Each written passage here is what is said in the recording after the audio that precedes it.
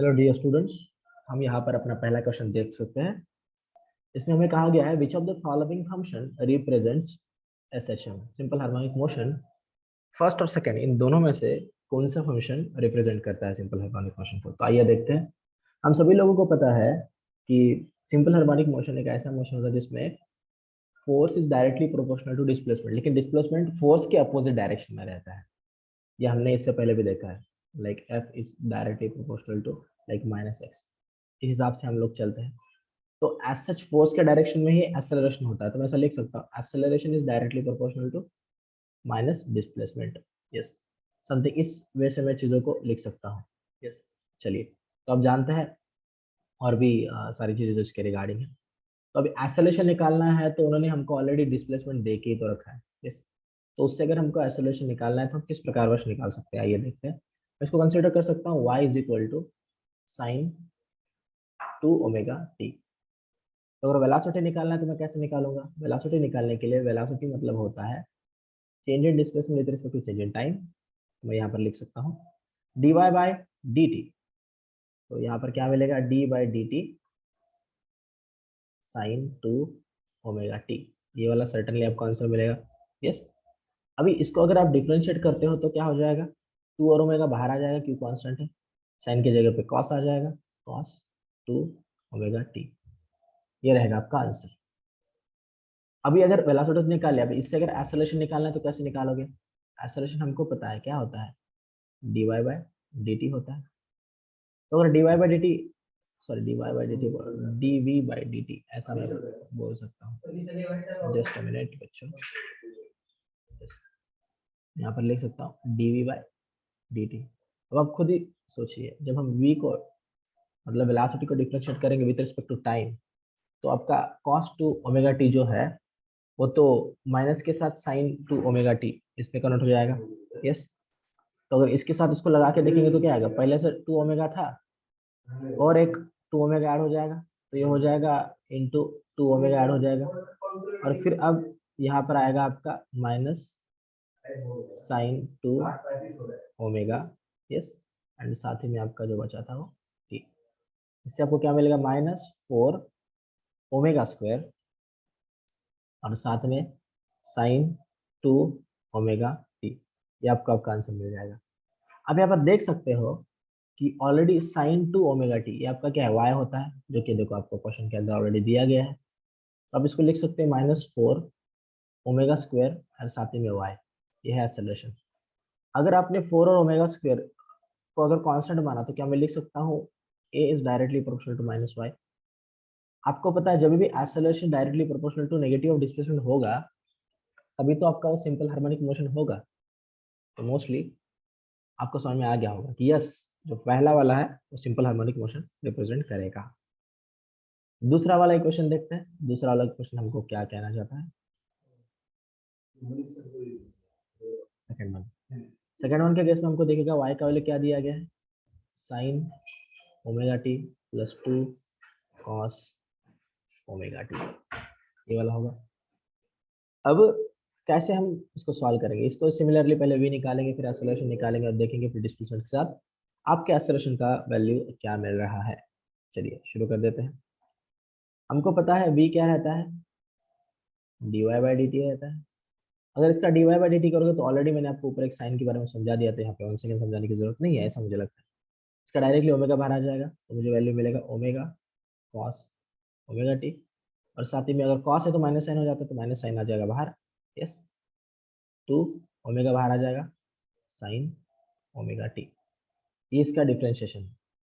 और अगर आप इससे एक्सेलरेशन निकालो तो आपको क्या मिलता है? D v by d t, ये वाला चीज मिलेगा। अब इस वेलोसिटी को आप और एक बार डिफ्रेंशिएट करके देखो तो आपको देखो क्या मिलेगा। ओमेगा तो वैसे ही था, अभी कॉस ओमेगा टी में से एक ओमेगा बाहर आ जाएगा और माइनस साइन में कन्वर्ट हो जाएगा। और यहाँ का साइन कॉस में हो जाएगा, लेकिन माइनस माइनस ही रहेगा क्योंकि जब हम साइन को कॉस में कन्वर्ट करते हैं डिफ्रेंशिएशन करके तो नेगेटिव साइन नहीं लगता है। तो इससे आपको आपका आंसर मिलेगा -ओमेगा स्क्वायर और साथ ही में कॉस था ना तो साइन ओमेगा टी। माइनस क्यों दिया आपको समझा होगा क्योंकि कॉस से साइन बन रहा है ना, उसके लिए। साथ ही में minus omega square cos omega t, ये वाली वैल्यू आपको मिलेगी। जरा कुछ चीज़ें कॉमन निकाल के जब हम यहाँ पे देखेंगे, माइनस ओमेगा स्क्वायर को मान लो मैंने कॉमन निकाल दिया, तो मुझे क्या मिल रहा है यहाँ पर, sign omega t plus 2 cos omega t. तो माइनस ओमेगा स्क्वायर तो लिख लिया, लेकिन ये बाकी ये क्या है, चेक करो क्वेश्चन में, तो वाई दिया है भाई। चलो ये भी प्रूव हो गया। आप यहाँ से लिख सकते हो a is directly proportional to minus one, yes obviously, मतलब ये दोनों भी सिंपल हार्मोनिक मोशन रिप्रेजेंट कर रहे हैं। यस, तो ऐसे जब चीजें आपको दिखेंगी तो आपको आंसर निकालते आना चाहिए। चलो ठीक है, अब मैं आपके लिए होमवर्क के लिए क्वेश्चन दे रहा हूँ यहाँ पर, आप थोड़ा सा इस क्वेश्चन को देखिएगा और आप इसका आंसर निकाल के आप मुझे कमेंट में बता सकते हैं कि फर्स्ट क्वेश्चन का जो थर्ड वाला जो अभी मैं यहाँ पर देने जा रहा हूँ वो सिंपल हार्मोनिक मोशन रिप्रेजेंट कर पा रहा है या नहीं। ये आपके लिए होमवर्क होगा। Sign omega t plus cos 2 omega T, इसको आपको सॉल्व करके मुझे बताना है, ठीक है। यस, तो अब हम लोग चलते हैं अगले प्रश्न की ओर। ये है हमारा नेक्स्ट क्वेश्चन। आइए जरा क्वेश्चन देखने का प्रयास करते हैं और then will try to get our answer. तो यहाँ पे कलर कौन सा अच्छा रहेगा, मोस्टली ये वाला कलर अच्छा रहेगा। चलिए शुरू कर देते हैं। सबसे पहले हमें यहाँ पे क्या निकालने को बोला गया है, हमें सबसे पहले बोला गया है, आप निकाल के दिखाइएगा, फ्रीक्वेंसी ऑफ ऑसिलेशन।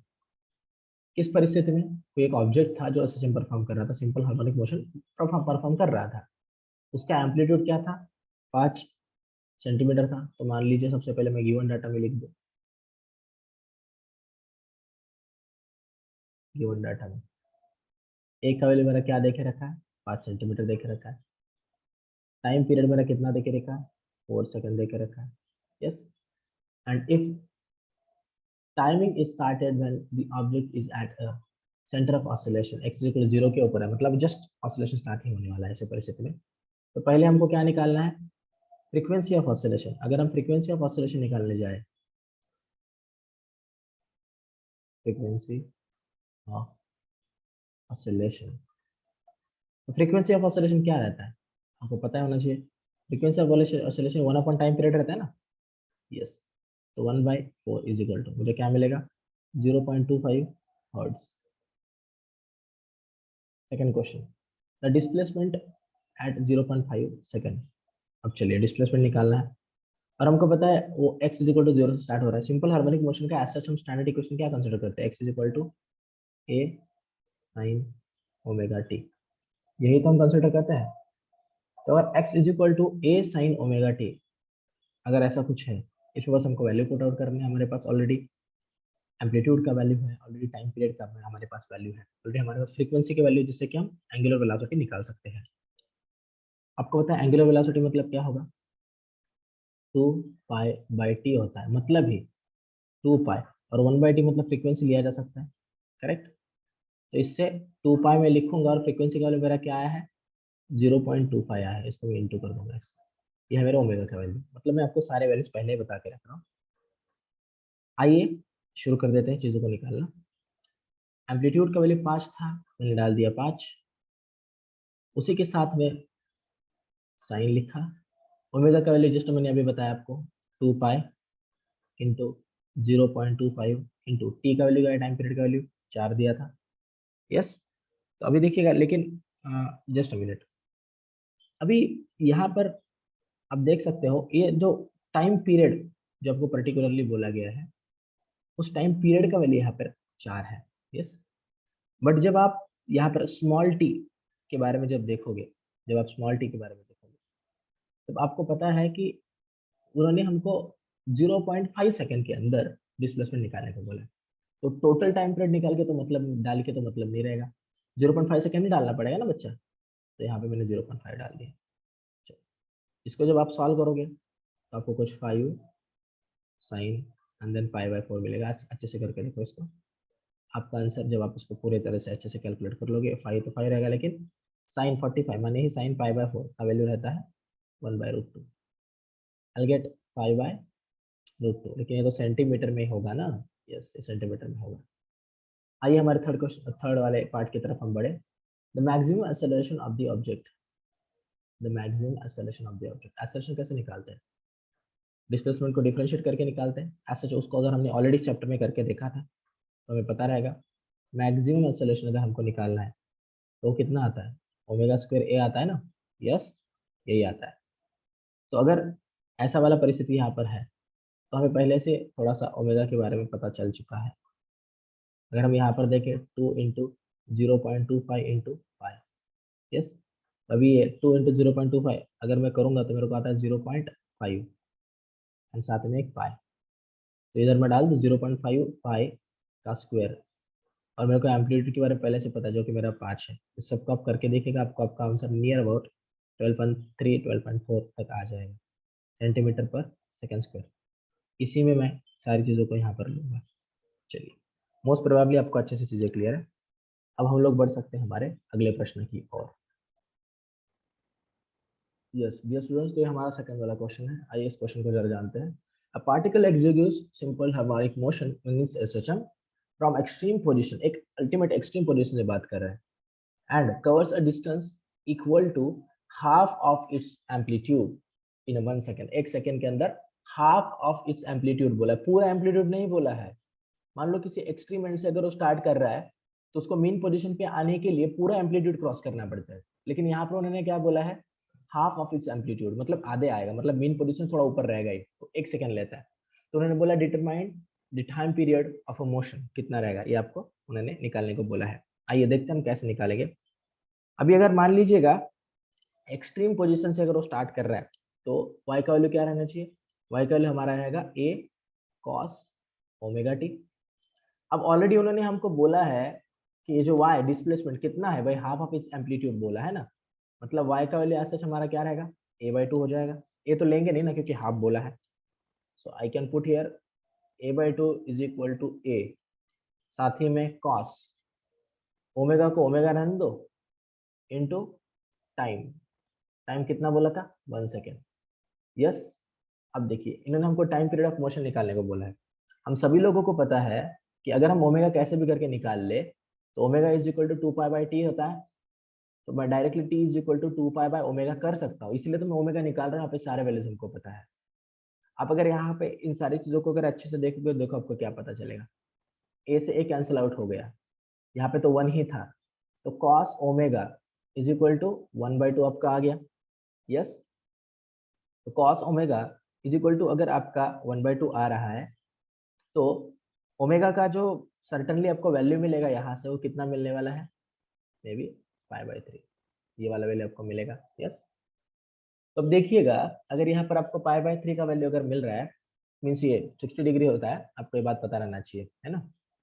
तो क्या मैं यहाँ पर t is equal to directly 2 pi divided by पाई/3 ऐसा ले सकता हूँ। पाई से पाई कट आउट हो जाएगा, 3 ऊपर चला जाएगा, 6 सेकेंड मेरा टाइम पीरियड रहेगा। ये आंसर मुझे यहाँ से मिल जाएगा। Yes dear students, correct. तो आइए अब बढ़ते हैं अगले प्रश्न की ओर। डियर स्टूडेंट्स, ये हमारा नेक्स्ट क्वेश्चन है। Amplitude of harmonic oscillator is a. Amplitude इसका कितना दिया है आपको, एम्पलीट्यूड इसका ए दिया गया है, ए। When velocity of particle is half of its maximum velocity, मतलब वेलोसिटी उस वक्त कितना था, v max के आधा था, हाफ था। Then determine position of particle, तो उस टाइम पे आपको पोजीशन मतलब x का वैल्यू निकालने के लिए बोला गया है। अब आपको पता है एज सच वेलोसिटी के फॉर्मूले हम क्या लेते हैं, एंगुलर वेलोसिटी अंडर रूट जो भी आपका एम्पलीट्यूड रहेगा minus something x square, correct. हम इस हिसाब से सारी चीज़ों को एज सच कंसिडर करते हैं, स्क्वायर भी डालना पड़ेगा, बस। अभी अगर हम इस सारी कंडीशन को अच्छे से देखें तो वेलोसिटी का वैल्यू ने क्या दिया है हमको, ऑलरेडी वी मैक्स बाई 2 दिया है, is equal to what, omega a square minus x square. इसके अनुसार मैं चल सकता हूँ, क्योंकि वी मैक्स का वैल्यू क्या रहता है आपको पता रहना चाहिए, वी मैक्स हमेशा रहता है एम्पलीट्यूड इंटू आपका जो भी एंगुलर वेलोसिटी है वो रहेगा। लेकिन यहाँ पर तो वी मैक्स जो है वो 2 के साथ दिया गया है, लेकिन नीचे 2 है ना, डिवाइडेड बाई 2, तो मैं क्या यहाँ पर डाल सकता हूँ, a omega by 2 is equal to omega a square minus x square. इससे ओमेगा आपका कैंसिल आउट हो जाएगा और आपको मिलेगा a is equal to 2 under root a square minus x square.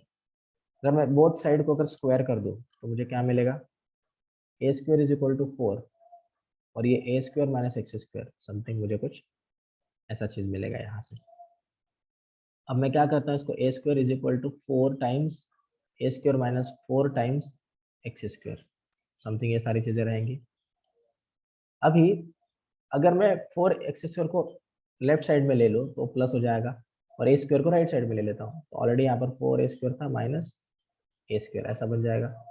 X square is equal to क्या बनेगा, 3 ए square upon 4। इस हिसाब से चीज़ें होंगी। तो एक्स का वैल्यू आपको क्या आएगा, प्लस माइनस के साथ आएगा, √3 नीचे का 4 है तो 2 हो जाएगा और यहाँ पर ए बचेगा। ये रहेगा आपके एक्स का वैल्यू। यही तो आपको पोजीशन निकालने को उन्होंने आपको बोला था। मोस्टली आपको यहाँ से चीज़ें अच्छे से क्लियर हो गई होंगी कि इनको कैसे निकालना है। ठीक है, आइए बच्चों अगले प्रश्न की ओर हम लोग बढ़ते हैं। चलिए प्यारे स्टूडेंट्स, हमारा नेक्स्ट क्वेश्चन हम लोग पढ़ते हैं। The velocity of a particle in a simple harmonic motions at a position x1 and x2 are v1 and v2। Okay, जब उसका पोजीशन x1 पे था तब उसका वेलोसिटी v1 था, जब उसका पोजीशन x2 पे चला गया तब उसका वेलोसिटी v2 हो गया है। तो हमको क्या बोला गया है, determine value of a time period and amplitude. तो हमें निकालना है टाइम पीरियड और एम्पलीट्यूड। हम सभी लोगों को एक बात बेसिकली पता थी पहले से कि जो भी आपका वेलोसिटी रहने वाला है वो वेलोसिटी क्या होगा, एंगुलर वेलोसिटी ब्रैकेट के अंदर a square minus x square. Last question में भी हमने इसको देखा है। यस, तो पहले तो मैं स्क्वायर करके सारी चीज़ों को लेता हूँ क्योंकि मेरे को सबसे पहले क्या निकालना है, वैल्यू ऑफ टाइम पीरियड और एम्पलीट्यूड दोनों भी निकालना है। तो टाइम पीरियड अगर निकालना है तो ओमेगा का हेल्प लगेगा ना। ओमेगा इज इक्वल टू क्या होता है, 2 पाई बाय टाइम पीरियड होता है। तो कैसे भी करके हमारा पहला टारगेट ये रहने वाला है कि हम ओमेगा को कैसे निकालें जिससे कि हम टाइम पीरियड निकाल पाए। चलिए, अगर मैं वी स्क्वायर करता हूँ तो मुझे मिलेगा ओमेगा स्क्वायर, लेकिन बाहर आ जाएगा a square minus x square, root के बाहर आ जाएगा। तो इसी को डायरेक्टली जब पोजीशन मेरा x1 होगा, जब पोजीशन मेरा x1 होगा तब क्या मैं लिख सकता हूँ v1 square is equal to omega 1 square, साथ ही में a square minus something x square. अभी ये जो एम्पलीट्यूड जो है वो तो सेम रहेगा, लेकिन दोनों के लिए सेम ही रहेगा ना एम्पलीट्यूड, क्योंकि ऐसा चल रहा है। लेकिन जो x का वैल्यू है आपका सर्टनली वो पहले के लिए पोजीशन के लिए x1 लेना पड़ेगा और दूसरे पोजीशन के लिए x2। और x2 के लिए अगर आप v2 स्क्वायर का वैल्यू निकाल रहे हो तो क्या होएगा, omega 2 square a square minus x2 square. ये वाली वैल्यू आपको यहाँ से पता चलेगी। चलिए, लेकिन क्या है कि अभी अगर एक ही एस एच एम है, उसके दो अलग अलग पोजीशन दिए गए हैं, फिर भी दोनों पोजीशन के टाइम पे आपका जो एंगुलर वेलोसिटी रहने वाला है वो सेम ही रहेगा। मतलब ही ओमेगा 1 इज इक्वल टू आपका ओमेगा 2, मतलब आप इसको ओमेगा की तरह कंसिडर कर सकते हो। अगर मैं काम करूँ, इसको इक्वेशन नंबर 1 दे दूँ, इसको इक्वेशन नंबर 2 दे दूँ, तो क्या मैं सब्ट्रैक्ट कर सकता हूँ क्या दो में से एक को? देखो कैसे, या फिर एक से दो को भी कर सकता हूँ ऐसे, जैसा कुछ प्रॉब्लम देखो करके देखता हूँ। v1 square minus v2 square, उससे क्या मेरे को ओमेगा का वैल्यू मिलेगा। तो मेरे पास क्या आ जाएगा, omega square a square minus x1 square minus omega square a square minus x2 square. ये वाला वैल्यू अपने पास आ जाएगा यहाँ से। इससे जब आप चीज़ों को अच्छे से देखोगे करोगे तो देखिए आपको क्या मिलेगा, ओमेगा स्क्वायर बाहर आ जाएगा। अभी यहाँ पर ए स्क्वायर माइनस x1 स्क्वायर तो था ही, माइनस अंदर चला जाएगा, minus a square plus x2 square something ऐसा मिलेगा। इससे ये कैंसिल आउट हो जाएगा, क्या बचेगा, ओमेगा स्क्वायर x2 को पहले लेता हूँ, x2 square minus x1 square, ये आपको वैल्यू मिलेगा जो कि आपका क्या है, v1 square minus v2 square है। यही है चीज़। अब इन्हीं की मदद से हमको आगे की स्टेप देखनी है, आगे की चीज़ें हमको फाइंड आउट करना है। यहाँ से हमको ओमेगा का वैल्यू मिल जाएगा, omega is equal to root में डाल दो सारी चीज़ों को, देखो आपको क्या मिलता है, v1 माइनस v2 इसका square upon x2 square minus x1 square. लेकिन ओमेगा स्क्वायर की जगह पे ओमेगा लिखा ना, तो इधर मैं रूट के अंदर डाल दूंगा चीज़ों को। इससे क्या मिलेगा, इससे मेरे को ओमेगा का वैल्यू मिलेगा और मेरे को पहले से पता है t इज इक्वल टू क्या होता है, 2 पाई बाय ओमेगा होता है। तो इसी की मदद से डायरेक्टली ओमेगा का वैल्यू अगर मैं यहाँ पर पुट आउट कर दूँ तो ऊपर रहेगा 2 पाई, नीचे आएगा ओमेगा का वैल्यू जो कि आपका क्या है, v1 square minus v2 square upon x2 square minus x1 square. ये वाला वैल्यू आपका ये रहेगा। तो ऐसी वाली परिस्थिति में लिख सकता हूँ 2 पाई उल्टा करके x2 square minus x1 square upon v1 square minus v2 square, ये वाले वैल्यूज को मैं लिख सकता हूँ। चलिए, मोस्टली आपको यहाँ तक की सारी बातें अच्छे से क्लियर होगी। मेरा आ गया, मेरा टाइम पीरियड का वैल्यू मेरे को मिल चुका है, ये रहेगा मेरा टाइम पीरियड का वैल्यू। अब दूसरा मेरे को एम्पलीट्यूड निकालने के लिए बोला गया है। एम्पलीट्यूड निकालने के लिए क्या करना पड़ेगा? तो सिमिलरली मेरे पास चॉइस होगी, मेरे पास इक्वेशन नंबर 1 और इक्वेशन नंबर 2 होते हैं। अगर मैं उनको डिवाइड करता हूँ ना, तो omega 1 is equal to omega 2 है, तो दोनों भी कैंसिल आउट हो जाएंगे, बचेगा क्या? आइए चेक करते हैं। अगर मैं एक को 2 से अगर डिवाइड कर दूँ तो देखो मुझे क्या मिलता है। तो I get v1 square upon v2 square is equal to omega omega cancel out हो गया, बचेगा क्या? a square minus x1 square upon a square minus x2 square, यही वाले वैल्यू मेरे पास यहाँ पर बच जाएंगे। इसका आप क्रॉस मल्टीप्लिकेशन कर लो, इसका क्रॉस देखो, इसको इधर डाल दो, इसको इधर डाल दो, ए स्क्वायर स्क्वायर में है ना, तो एक सर्टन लेवल ऐसा आ जाएगा। अब इसको जब क्रॉस मल्टीप्लिकेशन करोगे तो आपको आगे जाके एक वैल्यू ऐसी मिलेगी, a square v1 square minus v2 square is equal to v1 square x2 square minus v2 square x1 square. और फिर हो गया a इज इक्वल टू, इसके नीचे v1 square minus v2 square को डाल दो, रूट के अंदर ले लो क्योंकि वहाँ पे a स्क्वायर दिया था। आपको मिलेगा v1 square x2 square minus v2 square x1 square upon v1 square minus v2 square, ये वाली आपकी वैल्यू रहेगी। यस, चलिए डियर स्टूडेंट्स, तो अब हम लोग और थोड़ा सा आगे बढ़ते हैं और दूसरे क्वेश्चन को भी देखने का प्रयास करते हैं। ये हमारा नेक्स्ट क्वेश्चन है, आइए क्वेश्चन को पढ़ने का प्रयास करते हैं। A particle executing simple harmonic motion having amplitude 0.1 meter and frequency 16 hertz. Determine maximum acceleration of a particle. Maximum acceleration particle निकालने के बोला है। आपको maximum acceleration का पहले से ही फॉर्मूला पता होना चाहिए। क्या होता है? ओमेगा स्क्वायर एम्पलीट्यूड के साथ, करेक्ट। और हमको पहले से पता है ओमेगा का वैल्यू क्या होता है, 2 पाई एफ। फ्रीक्वेंसी के साथ ले सकते हैं ना, क्योंकि 2 पाई बाई टी रहता है, तो 1 बाई टी तो फ्रीक्वेंसी रहता है। मैं यहाँ पे क्या डाल सकता हूँ, मैं यहाँ पे लिख सकता हूँ 4 पाई स्क्वायर एफ स्क्वायर, क्योंकि ओमेगा स्क्वायर है ना, साथ ही में ए। यस, अब देखिए 4 को मैंने वैसे लिखा, पाई के मैंने वैसे लिखा। अभी उसके साथ में जो एफ एफ का वैल्यू क्या दिया, 60 हर्ट्ज दिया, तो मैं 60 का स्क्वायर लिख दिया। और एम्पलीट्यूड, एम्पलीट्यूड कितना दिया है मेरे को, 0.01, 0.01। इन सबको आप कैलकुलेट कर लो, समथिंग आपको कुछ 144 पाई स्क्वायर मीटर पर सेकेंड स्क्वायर, ये वाला वैल्यू यहाँ से मिल जाएगा। चलिए अब हम देखते हैं हमारा next question. Yes, hello dear students, हमारा एक क्वेश्चन पढ़ते हैं हम लोग। A particle performing SHM is found at its equilibrium position at t is equal to 1 second. 1 second के ऊपर जब वो था तब वो इक्विलिब्रियम पोजीशन पर पाया गया।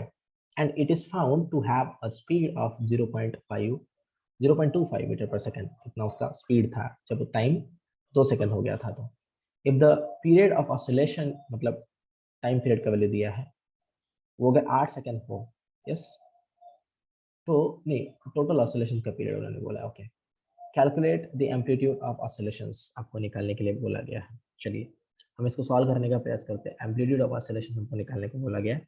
हमको पहले से पता है डिस्प्लेसमेंट का फॉर्मूला जो भी रहेगा वो हमारा क्या रहेगा, x is equal to a sine omega t plus phi, something. हम इस फॉर्मूला से आगे बढ़ सकते हैं। अभी क्या है, हमको एम्पलीट्यूड निकालना है। अभी अगर हमको एम्पलीट्यूड निकालना है तो बाकी सारी चीज़ें तो हमको पता रहनी चाहिए, ओमेगा टी, ए हो गया, एक्स हो गया, एक एक करके निकालते हैं। उन्होंने हमें खुद बोला है t is equal to 1 second के ऊपर आपका पार्टिकल इक्विलिब्रियम पोजीशन में था, ऐसा उन्होंने हमको खुद बोला है। तो अगर t is equal to 1 put out करें तो x का वैल्यू तो 0 आ जाएगा, क्योंकि इक्विलिब्रियम पोजीशन के ऊपर तो x का वैल्यू 0 होता है नहीं। I put 0 is equal to a का वैल्यू, मैंने अभी के लिए तो a निकालना है, इसके लिए साइन। अब ओमेगा, अगर आप यहाँ पर अच्छे से चेक करोगे तो आपको यहाँ पे दिखेगा कि आपका ओमेगा हमेशा क्या रहता है, 2 पाई बाय टी रहता है। यहाँ पे 2 पाई डाल देता हूँ, टी का वैल्यू उन्होंने 8 ऑलरेडी हमको दे दिया है, तो क्या मैं यहाँ पर डायरेक्टली 2 पाई बाय 8 डाल सकता हूँ? ऑब्वियसली मैं डाल सकता हूँ। इनटू टी का वैल्यू क्या है, 1 सेकेंड बोल दिया था, प्लस उसी के साथ हमको क्या लेना होगा, पाई लेना होगा, पाई। अब हम अच्छे से अगर चेक करेंगे तो हमें क्या पता चलेगा, यहाँ पर हमारे को अभी तक ए का वैल्यू पता नहीं है, इस ए को हम इधर डाल सकते हैं, वो 0 हो जाएगा।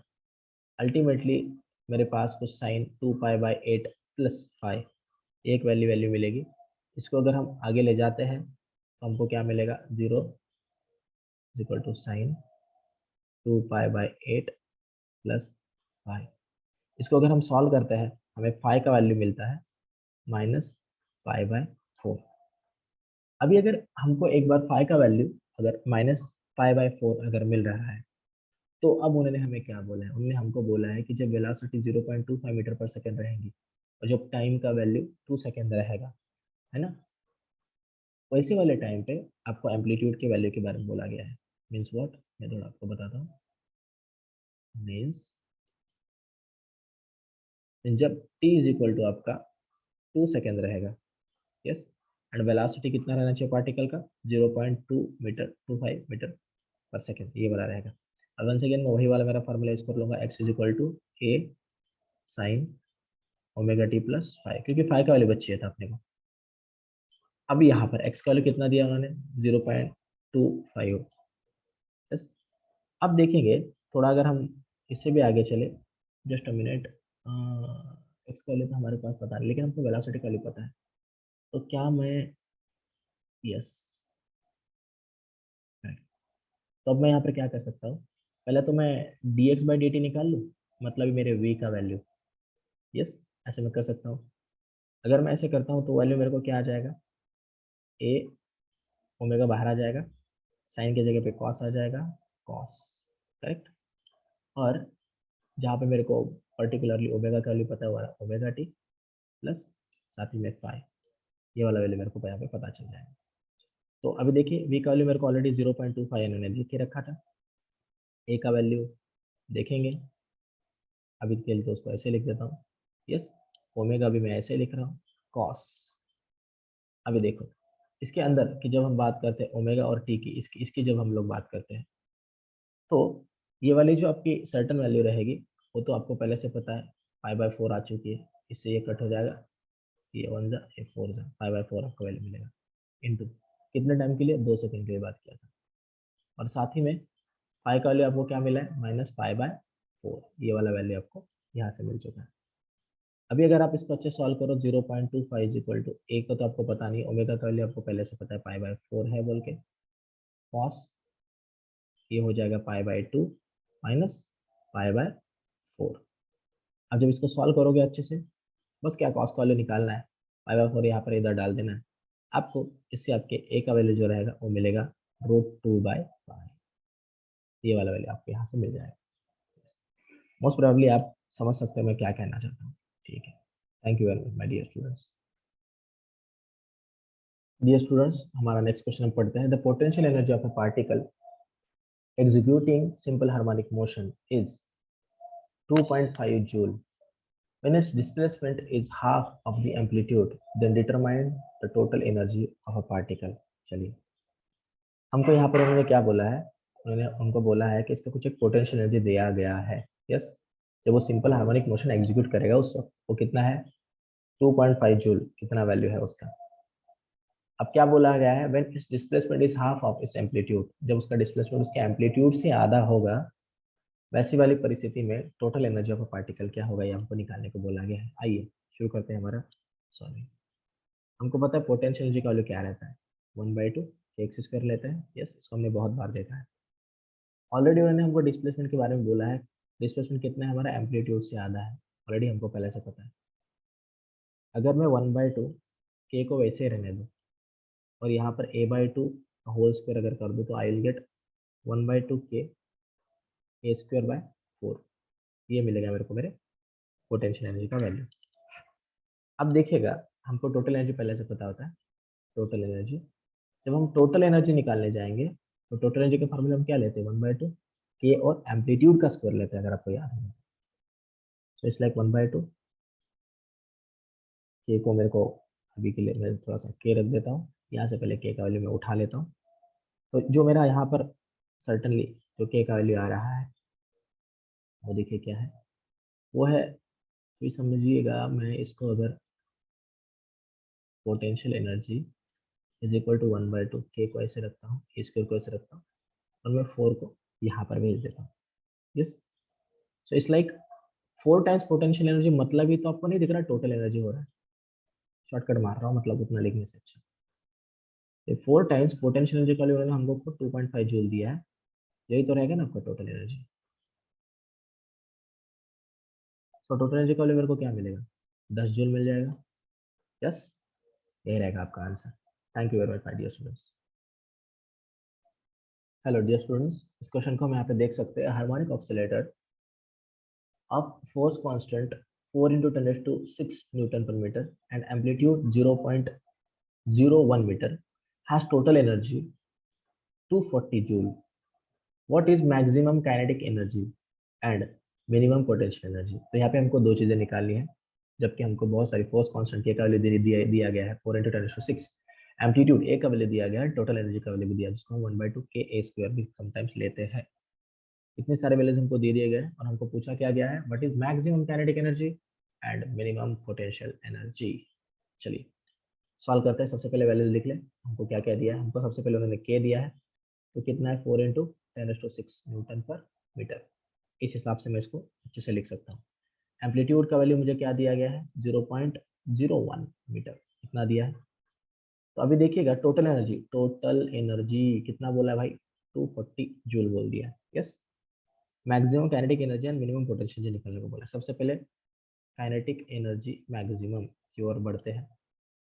काइनेटिक एनर्जी मैक्सिमम मुझे क्या मिलेगा, मुझे क्या देगा, 1/2 m।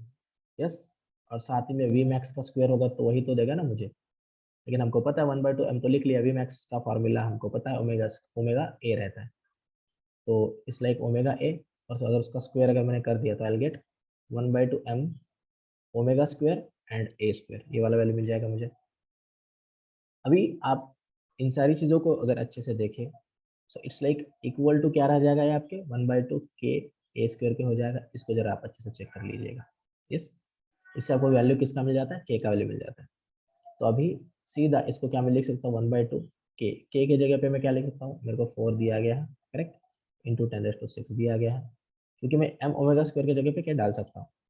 तो अभी बचेगा बस क्या, मेरा ए स्क्वायर कितना है ये भाई, 0.01 का स्क्वायर। यस, ये आपको यहाँ पर एम्पलीट्यूड दे दिया गया था, इसी एम्पलीट्यूड को हमने यहाँ पर लिया है, यहाँ से फिर यहाँ से फिर यहाँ से फिर यहाँ पर ले लिया। इस वैल्यूज को जब आप फाइंड आउट करोगे तो मोस्ट प्रोबेबली आपको मिलेगा ये 2 हो जाएगा, और इस अंदर के वैल्यूज को कैलकुलेट करने के बाद यहाँ पे बनेगा 10⁻⁶ एज वेल एज 0.01 उसका स्क्वायर लेने के बाद में 10⁻⁴ वो बचा हुआ वैल्यू। सर्टेनली आपको नियर अबाउट इससे 200 जूल इतना वैल्यू मिलेगा, क्योंकि ऊपर 2 बचा था ऐसे, उसकी वजह से। अगर हमको कोई बोलता है मिनिमम पोटेंशियल एनर्जी, तो मिनिमम पोटेंशियल कैसे निकलेगी, मिनिमम पोटेंशियल एनर्जी आपको पता है टोटल एनर्जी मतलब क्या रहेगा।